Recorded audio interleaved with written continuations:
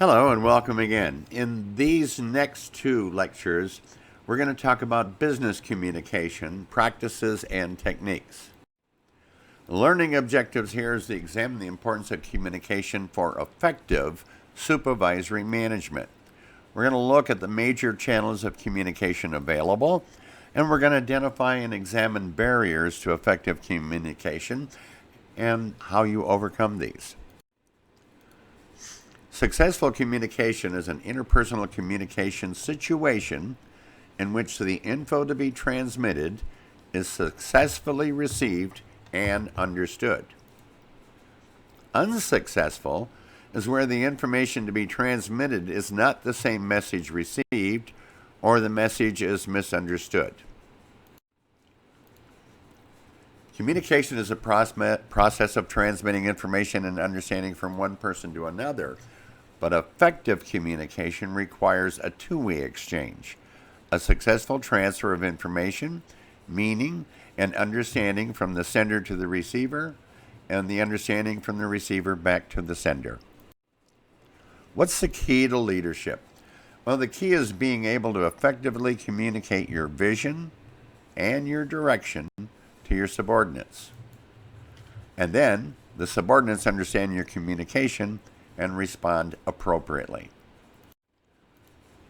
Effective communication means better supervision.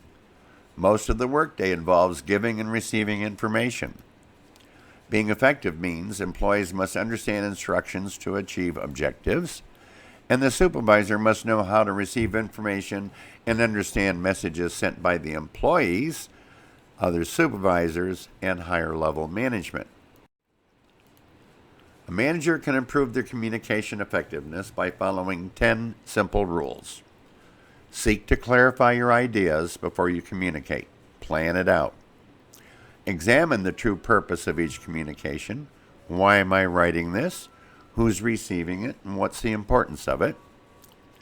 Consider the total physical and human setting whenever you communicate. The meaning and intent are conveyed with more than just words.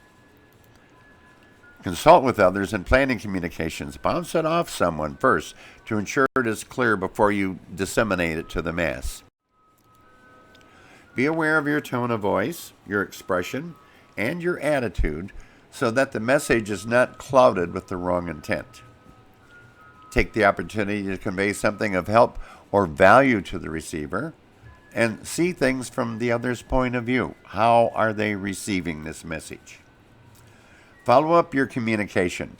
Find out if your message was understood and how well it was received.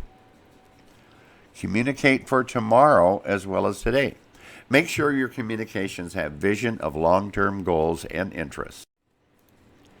Be sure your actions support your communication. Say what you mean and mean what you say. Back it up. And finally, seek not only to understand but also to understand. Be a good communicator, but also be a good listener. The best way to obtain vital feedback is to ask for it. There are channels of communication. Formal channels are vertical channels that follow the lines of authority from top-level management down through supervision and then down to the individual employees. The downward communication is upper-level management issues instructions or information to the next level, who receive it and pass it on to their subordinates down the line. Upward communication is actions of lower-level management and employees providing relevant, timely, and complete information to upper management for decision-making purposes. Horizontal communication is a flow of information between departments or between personnel at the same levels in charge of different functions that facilitate coordination of functions within the organization. Informal channels, the grapevine. Every place has the grapevine. It's a communication channel among the employees and the casual grouping of people on the job with social interactions and information. Sometimes it's gossip and sometimes it's speculation.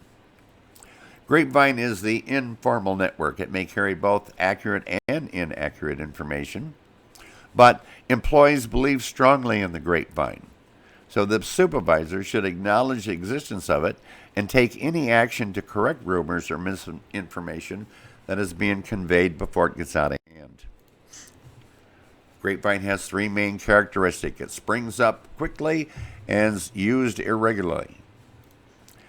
Not initiated with management. Management most likely are unaware of the grapevine rumors and exists to serve the self-interest of those involved in starting up the grapevine.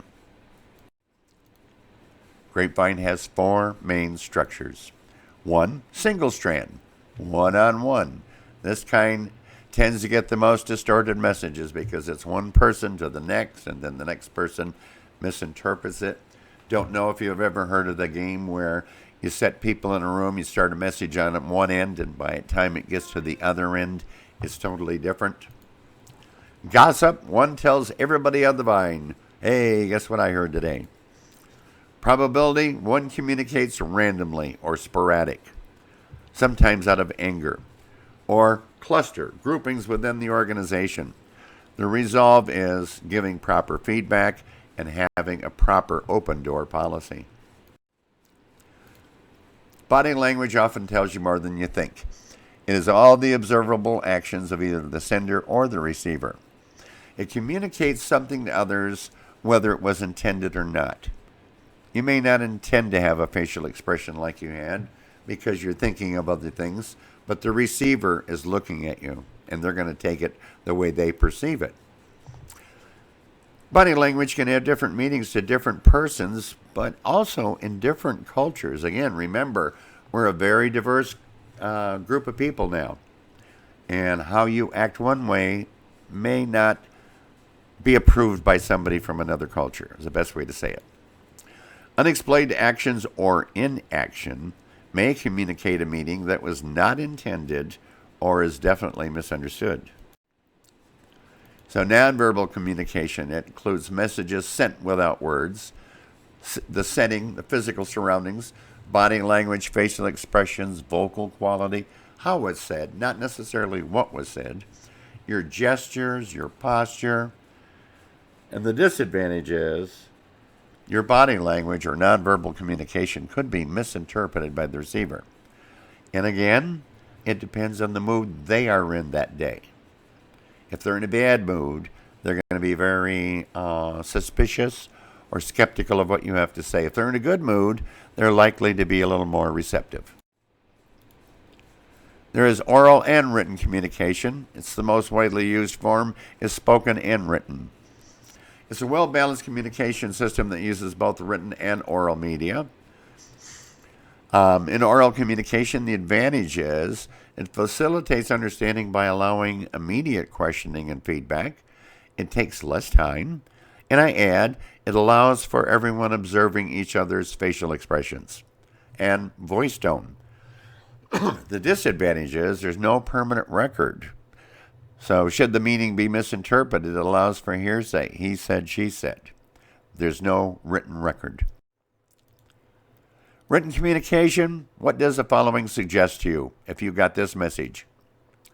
Is there a reason you're always late for work? Most people perceive that badly. Why? It's all in capitals and it's in red. How about this version? Same words. Is there a reason you are always late for work? It has a lesser tone. So the problem is communication in all red letters and in capitals imply to most people to reflect anger or to some shouting. I accidentally left my red font on and I sent an email out one day to an employee and she wrote me back and said, stop shouting at me. And I didn't know what she meant until I realized that it was red and in capital letters. So be careful of how you write. Visual media. Probably one of the most powerful ways to convey meaning, especially visual and sound. Pictures, charts, cartoons, and symbols can be effective in conveying the meaning of difficult to grasp concepts and information. However, be careful of your symbols. Symbols are used to convey a message in a visual form. Consider the power, though, of a single symbol. What does this symbol mean to you? To almost everyone, it means Nazis, dictatorship, anti-America, and the list goes on. But did you realize that that swastika is actually used in multiple cultures in the Mideast, in Malaysia? It's reflected of Buddhism. And Hitler obviously just turned that cross around. So don't look at that and sometimes thinks it means one thing. Other visual symbols, that one obviously means gas. That one means airport. This one means do not enter this particular area. This is the no symbol, no smoking, no parking. And of course, we've got the symbol that shows the true hard worker on the road.